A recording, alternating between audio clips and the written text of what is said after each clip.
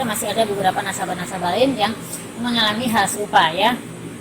Ada yang 50 miliar, ada yang 25 miliar. Jadi itu modusnya si pegawai BUMN ini itu menawarkan. Saran saya, berhati-hatilah kepada pihak siapapun, entah itu yang mengaku-ngaku pihak bank atau memang dia memang pegawai bank beneran, tapi kalau dia menawarkan suatu hal. Assalamualaikum warahmatullahi wabarakatuh. Oke, di video bisa lalu ya. Oke, pertama-tama kita masukkan kartu ATM kita itu kan ada logo-logo ya. Kalau di deposito. Assalamualaikum warahmatullahi wabarakatuh. Oke, di video kali ini saya akan bercerita tentang kisah raibnya miliaran, puluhan miliar uang nasabah di sebuah bank BUMN di Makassar ya, yang beberapa bulan kemarin heboh atau viral di media sosial, di berita-berita. Ya, jadi ada nasabah bank yang mengalami kerugian ya, depositonya sebesar 45 miliar itu tidak bisa dicairkan ya, dan ternyata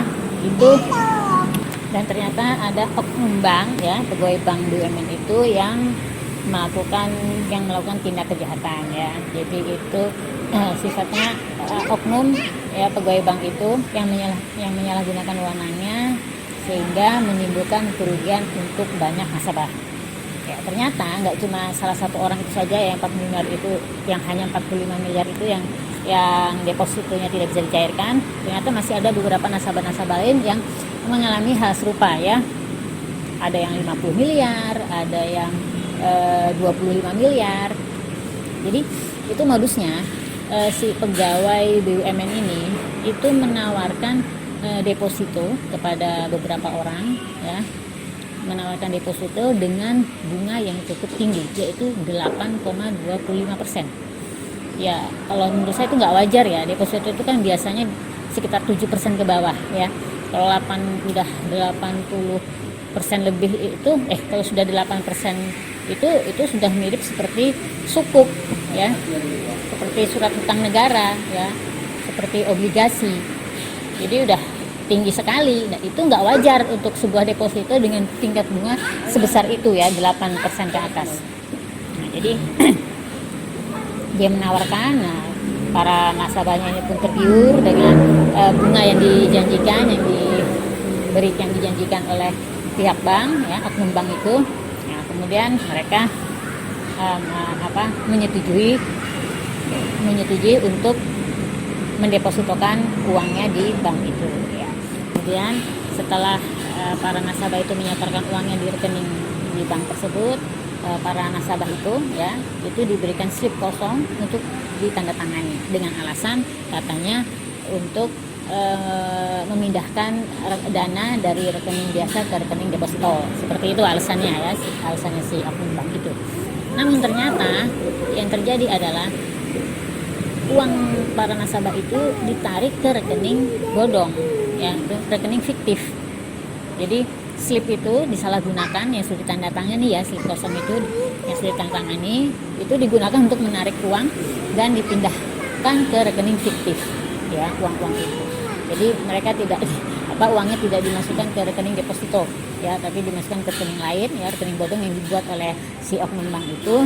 Jadi ya ternyata uang itu diambil, ditarik, dimasukkan ke rekening bodong yang mana rekening fiktif itu ya penggunaannya ya digunakan, yang mana rekening fiktif itu ya dikuasai oleh si oknum bank ya, uangnya ya suka-suka dipakai dia, sehingga ketika si nasabah ini akan melakukan pencairan depositonya ya, ingin mencairkan depositonya, ternyata depositonya itu tidak terdaftar di bank tersebut. Jadi sertifikat deposito yang selama ini diberikan oleh pihak bank kepada si nasabah-nasabah tadi itu ternyata palsu ya. Jadi deposito mereka tidak terdaftar di bank BUMN itu. Jadi ini adalah memang kejahatan yang dilakukan oleh oknum bank ya.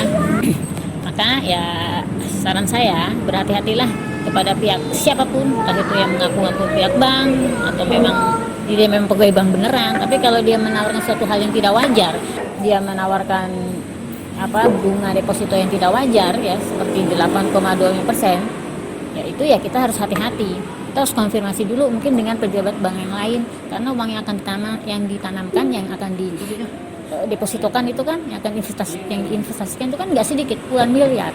Jadi jangan percaya hanya kepada satu orang saja, tapi konfirmasi lagi dengan pegawai-pegawai bank yang lain. Mungkin kita harus menghadap ke atasannya mungkin seperti itu, agar tidak terjadi hal-hal yang tidak kita inginkan seperti itu. Apalagi kita harus tanda tangan di sebuah slip yang kosong, ya itu berbahaya sekali ya. Kita tidak tahu akan ditulis berapa oleh mereka, tidak tahu apa isinya, tidak tahu akan dipindahkan kemana ya. Jadi kalau kita mendatangi sesuatu hal apalagi yang berhubungan dengan uang, ya kita harus tahu tulisannya itu apa saja di situ, kegunaannya untuk apa saja, seperti itu. Kegunaannya untuk apa saja ya, agar kita tidak mengalami kerugian. Oke, seperti itu cerita dari saya. Bila mana Anda berkenan dengan video-video yang ada di channel YouTube ini, silahkan subscribe channel YouTube ini dan jangan lupa untuk menekan tombol loncengnya. Oke, salam sejahtera selalu. Terima kasih. Wassalamualaikum warahmatullahi wabarakatuh.